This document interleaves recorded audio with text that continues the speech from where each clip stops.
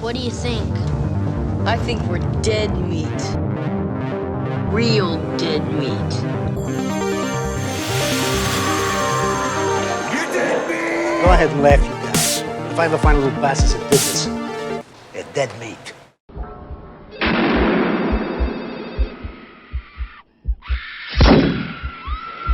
Hey everybody, welcome back to another season of What's Your Favorite Scary Movie, where I talk to people about their favorite horror movie.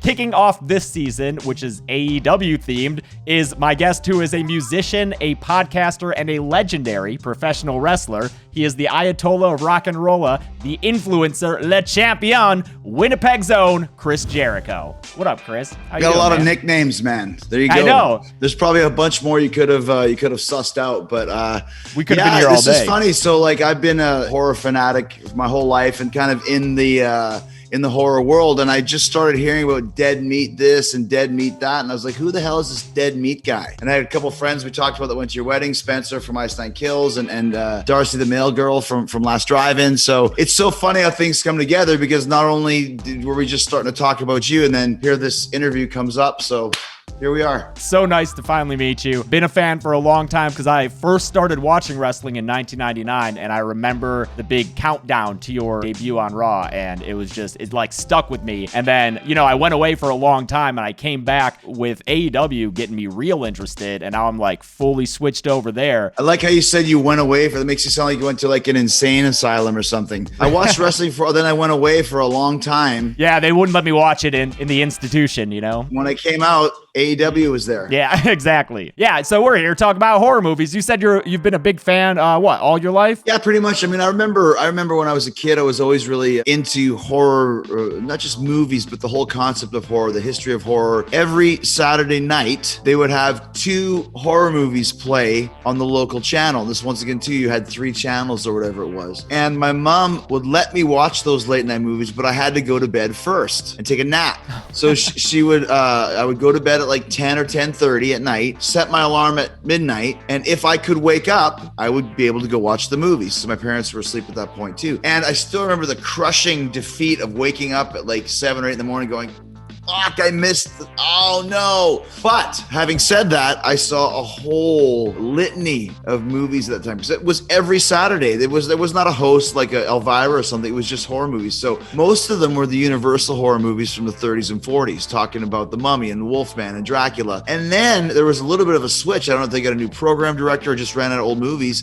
It switched to the Hammer movies, Christopher Lee and Peter Cushing and that sort of, and then their version of Frankenstein and their version of Dracula and all that sort of stuff. All I asked for Christmas was horror movie books. They used to put out these big kind of coffee table books. They would just be pictures of these movies. And I still remember like a half snake, half man from the movie called Believe It or Not from 1973, like a snake, or where this person's tongue was sticking out. They're about to cut it off, and just seeing that look on his face. And it got to the point where my aunt would buy me books, but she would edit them first. She would go through, and if there was any nudity, she would rip those pages out. So seeing somebody's tongue about to get cut off was okay, which I still remember, but seeing a pair of tits was no. For me, I was lucky enough to grow up in an era where there were VHSs and video stores, and I remember convincing my mom to go up to the local video store, Video Castle, and write a note saying I could rent any R-rated horror movies on my own. You had to have that. Yeah, exactly. So I would ride my bike up there after school when my parents were still at work, rent any horror movies I wanted, come back, and then make copies of them because I had 2 VCRs. Ah, you're smart. And there was one other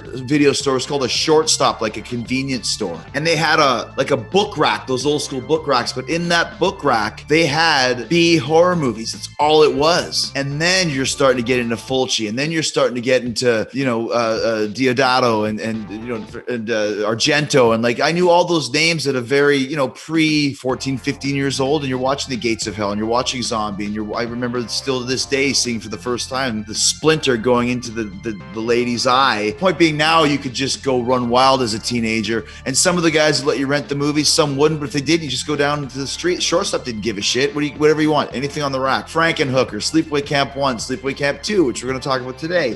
Basket Case, which just name it over and over and over again, and we're off to the races. Yeah, man, I love the deep cuts that you're pulling out, not only with the foreign films, but like the Henenlotter, because those like grimy cult films are what I love, just because it feels the most real. When you're watching Basket Case or Frankenhooker, you are seeing what New York was like back then. But you're right, James. That's what I like about it. Not to interrupt you, but it's like when you watch, for example, Ring, the original Ring, or The Grudge, or any of those J-horror films. They're very creepy, but they're also like, there's a tone to it because they are Japanese. And when you go there, there's a vibe to that country. So when they tried to remake those movies in an American way, it never worked for me. Like The Grudge, I thought was terrible. The Ring, I thought was terrible, because you cannot transplant the Japanese feel and strangeness of the culture, especially to us here in North America, in a North American film. Same with what you're saying. When you watch Basket Case or Maniac or Madman or anything from that time frame, Frankenhooker, I just watched it again actually on last drive-in. It really has a griminess to it, and that's what I always loved about Basket Case. It's very dark. There's characters in there that you would probably imagine weren't even characters. They just walked into the dilapidated hotel and said, "Hey, you want to be in this movie?" Yeah, for sure. So that's why those movies are timeless to me, because you can never recapture the vibe and the time and the kind of primitive cameras they used and the grainy film stock. It adds to the overall unwariness, if that's a word that you want to use for this. It's just watching it, you feel, like you said, grimy, like you almost want to take a shower after you watch it. That's why I absolutely love those films. Sleepaway Camp 2, Unhappy Campers, which is what you said is one of your favorite horror movies. I know all of us have several, but I know that you've cited this one as your favorite for a while. It is not a dark, grimy movie. No. It is, in fact, a big contrast to the first Sleepaway Camp, which is one of my favorites because of that very, like we said, homespun feel. You can tell this is not a super professional set and that these people are not experienced actors.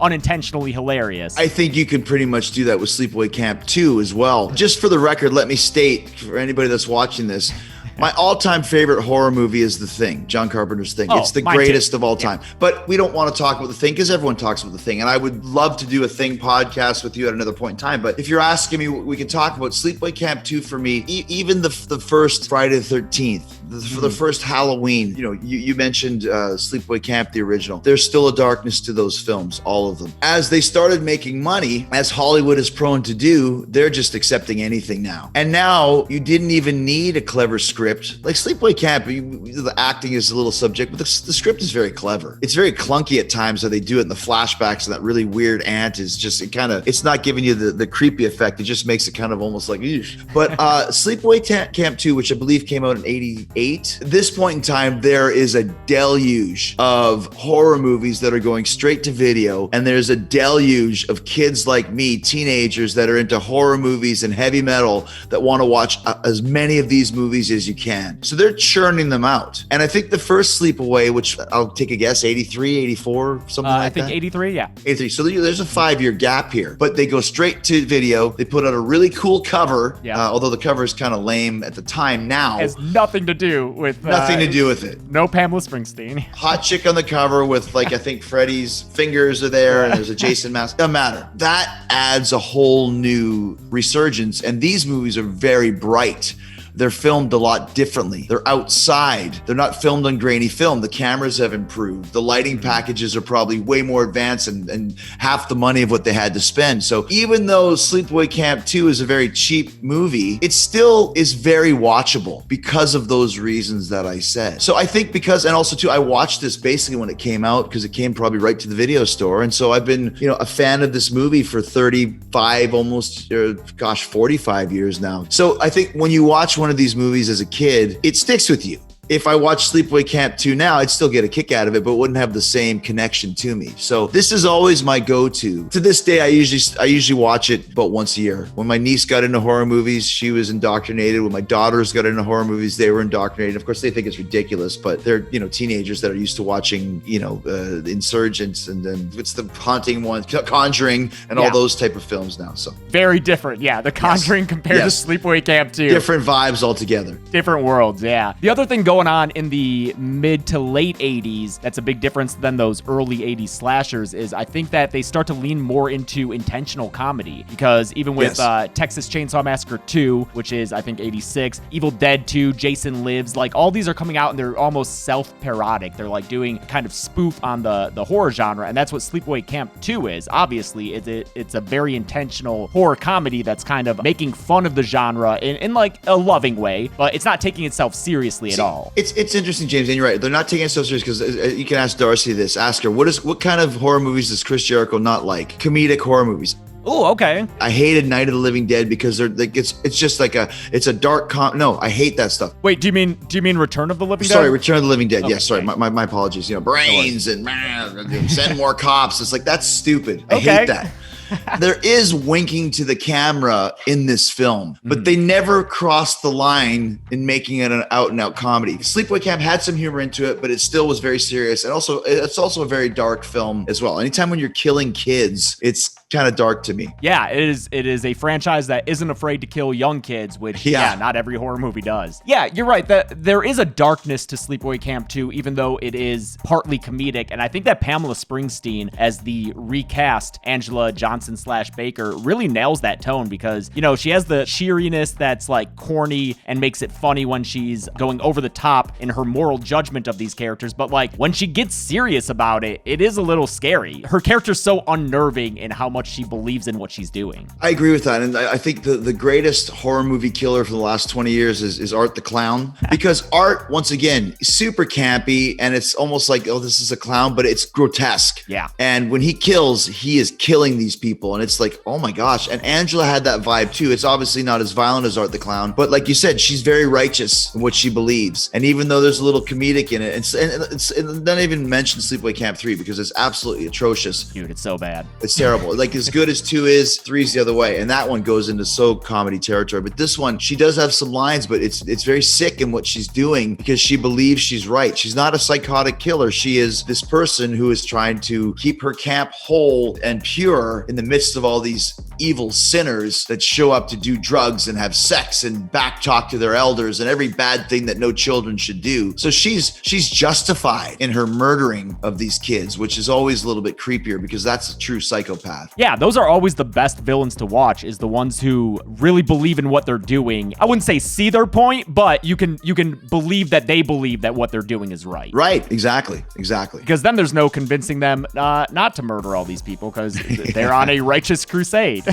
Exactly. And let me also just say this, just get this out of the way. You mentioned her a few times. The killer is Angela Baker. The actress is Pamela Springsteen. Oh, that's peculiar. Springsteen. Yeah, it's not peculiar. That is definitely 100% Bruce Springsteen's sister in this movie. And her rival, her foil, is Molly, who is played by Renee Estevez, which once again, not a coincidence, the sister of Emil Estevez and half-brother of Charlie Sheen. I don't know if Martin Sheen's her father, if it's the mother, whatever. So there is actually an Estevez and a Springsteen in this movie. Yeah, I found that so interesting. And also, I was told that, you know, later we're going to get to the trivia section, and I was told that you wanted me to quiz you as well, right? Oh, yeah. I think that might have been one of my quizzes, but that's too easy. So. Oh, one of my questions was the Estevez sister thing. So. Oh, well, I guess we blew that one out of the water there. I had a feeling that would happen, that you would just answer it. So. Well, we can't be dropping the Springsteen at the beginning of the show and not let people in that, yes, she is a Springsteen of the Springsteen family. And I think they filmed this movie probably somewhere in Jersey or something anyways, which is probably where she was living. So it wasn't probably a far drive for her. I don't know if she ever talks about this experience, or because like she's so committed in the movie, regardless of how you feel about the movie, her performance is nothing to be ashamed of. She doesn't have to ever be ashamed. Like, she's great in the movie. She makes the movie. It's one of the reasons why I love it so much is like we just said, she's so committed to it and does a great job of playing this over the top. Like, there's nothing worse than someone who's going to kill you and smiling and laughing. You've been naughty.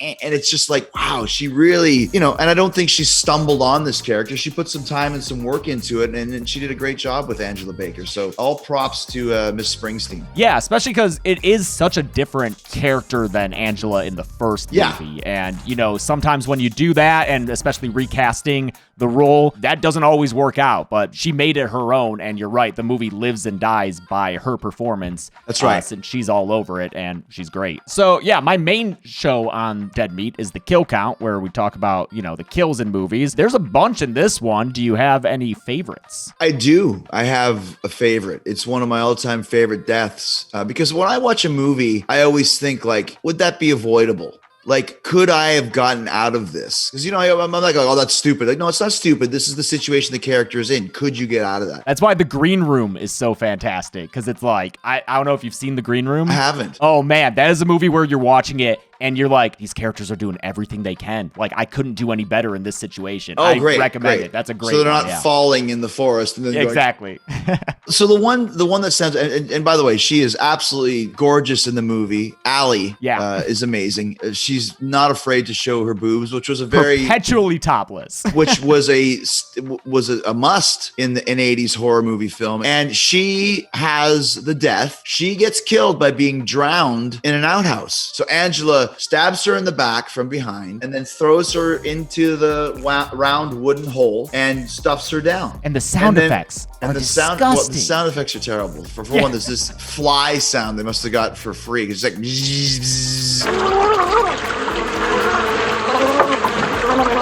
because there's obviously flies all over this outhouse. And then just this pushing her down with a big stick, and she's drowning in the human waste and keeps popping up, and then finally pops up for the third time covered in leeches. Why are there leeches down there? I don't know, but it's gross. And just stay down. Like, how high is the stuff? Like, it's an outhouse, so there's probably like a little bit of stuff in there, but like, just hide. Like, just go underneath and don't come back up. And when she tries to get you, just go like, there's a hole here, so just go hide on the side. Stay down. That's all you have to do. And then she has to think of something else, but then you got kind of a hiding place because she can't break into the outhouse. She's got to come down with you. And if she comes down, take that stick and whack her with it. I don't know. There's a lot of ways out of that one. I love how we're talking about like the underground outhouse as though it's like a full-on chamber that you can fight in. Yeah, exactly. Although I guess that happened in Fear Street too. I don't know if you caught the Fear Street movies. I haven't caught them. No, I haven't. Okay, yeah. The second one does have like an outhouse thing where it's like this whole fucking chamber down there. It's like, all right, sure. Okay, well, who knows? Her character, like you said, requisite 80s slasher topless hot teen, right? Yeah. And she is the most topless. She has like 5 or 6 scenes where she's topless. Yeah. And by the last one, her character kind of takes on this shading of like, is she okay? Because like, it's when she's having sex with the guy who she's clearly not even into, and then she just like finishes and gets off of him, and he's like, wait, what just happened? It's like, oh wow, I think she has a problem actually. Right, in the outhouse, right? She just nails the guy in the outhouse. Then when she's done, she just like kicks him out, get the hell out of here, get out of my face. And it's just like, wow. It's just an interesting shade of like that stereotypical character of like, But once again, though, then this is what Scream did so well when it first came out. It's like all the horror tropes. Like, if you really look at it, it's like Karate Kid. Like, Johnny's not in the wrong, really. Yeah. I mean, he was kind of a bully at first, but then Ralph Macchio just destroys his life. It's the same in this. Like, Allie was a terrible person. If you're looking at this, like, using people for sex and just like insulting people, and she's bitchy and she's snotty and, she's bullying. So when Angela kills her, who's the bad guy here? Like, obviously she didn't deserve to die, but she definitely deserved to get slapped around a bit. Like, snap out of it. What's wrong with you? I'll admit, I'm not the biggest fan of Sleepaway Camp 2 just because it's so different than that first one, which I love so much. But having this conversation, I am appreciating it a little bit more, that's why I love having these talks. Well, and it's the same with me. Like I said, I love Sleepaway Camp as well. I love 2 better, and I don't know. It's 6 of one, half dozen the other, but this one just connected with me more. And maybe because, like I said, I remember, renting it when it came out and being excited about it and seeing the ad. They might have even had a poster for it in the video store. Like, there was a really good ad for it. Unhappy campers. How can you go wrong with that? Like, what a tagline. Like, who's not going to want to watch that, right? You briefly mentioned the third movie, which they shot back to back with this one, and it shows just how quickly and cheaply it was made. Any thoughts on that third one besides what a disappointment? I watched it back about a year ago, and it's awful. It really is. And the deaths are shoddy. And the only good thing about it is the one guy, I think he's actually an Oscar winner from Bonnie and Clyde. It's that weird looking guy. Yeah, he gets laid by this super hot chick. It's like, that's where I just thought, this super hot chick is banging this guy, and he's not even like a boss or like, there's nothing, she gets nothing out of it unless she's just this weird old guy. Enjoys banging weird old guys. But I was like, that's the only highlight. The deaths are terrible. Angela's terrible. The characters are all rotten. The cliched bad kids. It's just, it's not good at all. There's a lot of trash in this lake. What day is it anyway? It's Saturday. Yeah, the 14th.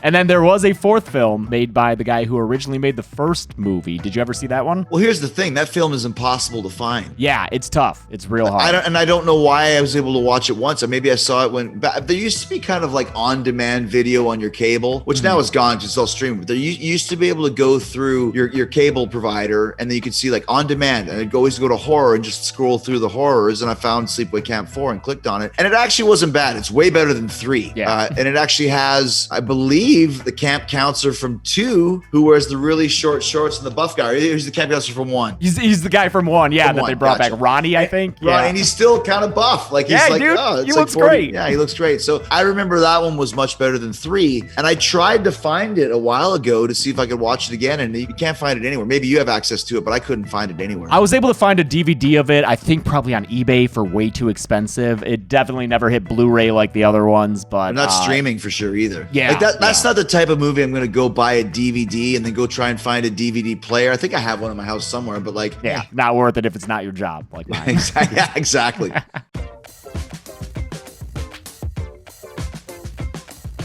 All right, Chris, when I talk to people about their favorite horror movies, I like to ask them if they can stump me with trivia questions. So I understand that you have some questions to try to stump me about Sleepaway Camp 2, which, you know, fair warning, I did cover this movie on my show, did some research, but that was some years ago, and maybe I don't remember it. So let's see what you got. Well, you also said that you weren't as much of an aficionado as I am. Not as much for the second one, so yeah, you might have an advantage there. Okay, so the first question I'm going to ask you is, now once again, remember, I said that I'm a huge heavy metal fan and a huge horror movie fan. Yeah. And that's one of the reasons, another reason why I like this movie so much is because there is some really cool heavy metal tie-ins. So my first question to you is, which metal band does the theme song that plays at the very beginning, and what is the song called? So this is what, when the title card hits and the opening credits after she kills that first camper, Phoebe? Yes. Okay. Oh, man. I just don't know the answer to this. Yes! The band is called Anvil, who Sasha Gervasi did that amazing documentary on about 10 years ago. Yeah. And the song is called Straight Between the Eyes. Man, I can't believe I didn't know that was Anvil. It's Anvil. It's from the Strength of Steel album, which came out right before that. And it's funny because around the time that movie came out, I became fairly close with Lips and with Rob, the two guys from the band. And I said, let me ask you a question. Do you guys have any idea, have you ever heard at all that Straight Between the Eyes is the opening credit title sequence music for a movie called Sleepaway Camp 2? And Lips was like, never heard of the movie, have no idea about this whatsoever. What? Nothing. Really? Like members of the band had no idea? No idea. You want to try one on me? Oh, okay. Yeah, that's right. This was a first for me, as I had a request of coming up with my own questions for you. Now, so. I'm not saying I'm going to get it, but I'm just saying I thought it'd be funny because they're like, hey, try and see if you can stump. I'm like, well, try and see if you can stump me. Okay, yeah. That's fine. I normally don't like to put people on the spot, but like if you're asking for it. Yeah, we're friends now. We're friends. It's okay. You can do this. So the first cut of the movie fell short of the contractually obligated length of 80 minutes. So how did the filmmakers pad the runtime in order to meet that threshold? Wow, interesting. Now, here's the thing that you see quite a bit in movies from that time frame. There was a lot of padding, a lot of padding. So if I had to take a guess, it's the chase scene through the forest at the end, because it just goes on and on and on. And she falls down and she gets up and she's running here and she's running there. So either that's the pad or it was just a stupidly long scene. That's a very good guess, but no, I think that was just a poorly constructed chase scene. What is it? The padding, and you'll know it as soon as I say it, is that freaking dream montage that Angela has, where it's the same footage we've already seen, but it's in slow motion, and she's having nightmares. And it's funny, like, it's hilarious to me, because she's like, oh, it's my favorite song, Happy Camper. And then it's just all slow.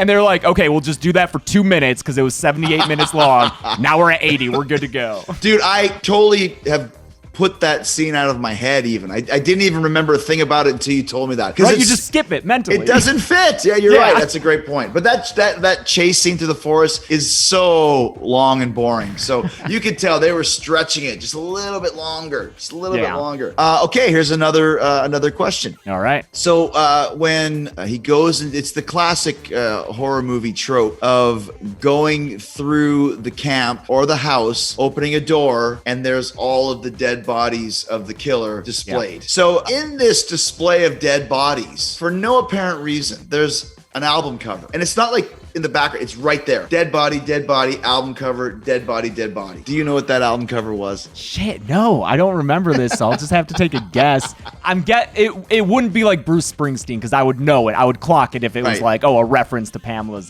brother. Yes, you would have got that. No, I don't even remember that. It's like an insert shot of this album cover when they're showing all the bodies. There, and there. And I think I had the reason, because I just found the Anvil. So the album is a band called Flotsam and Jetsam, and the record is called Doomsday for the Deceiver. I always remember that to this day, where it's like, what the fuck why Flotsam and Jetsam of all the bands? What? Were you familiar with Flotsam and Jetsam? Yes, of course I was, because dude, I was a metal guy, and I knew Newstead got the gig, so of course everyone went back to buy the Flotsam and Jetsam. That's amazing, man. All right, I'll have to keep an eye out for that next time I'm watching this. All right, my next question. Angela has an impressive kill count of 18 people in this movie, the most of all 4 Sleepaway Camp movies. Who was her last victim? And we're not including Molly, because we don't have confirmation that she got killed. Was it the kids that, we see the Freddy glove on the cover with somebody other chick, but that these kids do dress up as Freddy and as Jason, and they're kind of looking in the windows and stuff. Was it those 2 kids were the last ones that we saw get killed? It was not them. Who? It was the random truck driver lady who picks Angela up and is just swearing up a storm. She's like, no skin off my tits. And Angela's like, well, guess I'm going to have to kill you now, and takes her truck. Do they show her getting killed? We show like Angela like stabbing her. Yeah. Okay. Cuts away, but pretty confirmed kill. I will do one more. Okay. So in the 1988 UK video, there was 2 minutes and 16 seconds of cuts with heavy edits to the stabbing. There was 3 big scenes that got cut. Okay. Can you name 2 of them? Okay. I'm gonna have to big scenes that got cut. Yeah. Allie fucking in the woods with that guy. No, I'll do it even better for you. There are 3 deaths. Once again, sex is okay. It was the deaths that got cut. Oh, okay. 3 deaths that got cut. Or 3 heavy edits. So 3 death scenes that were heavily edited. Because the kills in this movie aren't particularly super graphic. Right. So there's not like someone being split down the half and middle that we could just be like, oh, obviously that one. Yeah. I'm guessing maybe the sister getting burned alive. Ooh. Would that be one? That's not one of them, but that was pretty vicious. Just as like the horror of like that actually happening, I was thinking maybe. Would it be when the one camp counselor named Diana comes in, and the Uncle John, like the camp owner, is sitting there with his hand cut off? Like, is it that scene when we're looking at finding all those bodies? The great guess too, and you almost got it. It's a close-up of a knife in Diane's stomach. That's one. Okay. Phoebe's tongue being cut off. Remember at the very beginning? Yeah. And heavily edited the stabbing and drowning of Allie in the outhouse toilet. I wanted to guess Allie. I thought it would be too obvious, but that makes sense. That's all I got. There you go. Okay. There is a guy being dragged to... It's after they find all her kills in the cabin, and she has Molly tied up, and she's dragging another dead camper there, and she's like, come on, Matt, join the party. It's this seemingly random dude, but he was in an earlier scene. Do you know what scene he was in earlier? No. I don't even know the character. Yeah, that's because like he's not really a character, and I thought it was just a random dead body she was dragging. But turns out he was the guy who was fucking around with the Shote sisters when one of them was passed out, and she like scares him away. Yeah, the shit sisters. Let me give you one last quick one. And I knew this one too. I forgot. I just remember it right now. This is gonna be my 3rd one. What late 70s sitcom was TC a regular on for 2 seasons? Dude, he looks like Uncle Joey from Full House. And he acts like him too. I know it's not that one. Not that one. Yeah. He was a regular on 8 is Enough. Oh, I've never even heard of 8 is Enough. Fuck. Dick Van Patten. It was a 70s show. All right. Well, great, man. Thank you so much for talking to me about this movie, for talking to me about horror in general. And yeah, man, you're a pleasure to watch all the time. Hey, dude, serious. I always love having guests like you on my podcast. So if you ever think of a cool topic, just let me know and I'll have you on in a second, because we've done some really great ones. We've done the goriest deaths. We've done top 10 horror movies. But if you can think of something, a twist to it, I'd love to have you on, man, because this has been great. It's not a lot of people that you can have an hour-long discussion about Sleepaway Camp 2 with. So for sure, right? Well, thanks again for joining me, man. Thanks, James. We appreciate it, man. Love what you're doing, and I'll talk to you again sometime soon, hopefully. Sounds good. I'll get your digits from our people. I'll have my people contact your people, which is me. I'll contact your people. Which is me. So you can just contact me. All right, see you, man. Thanks, dude.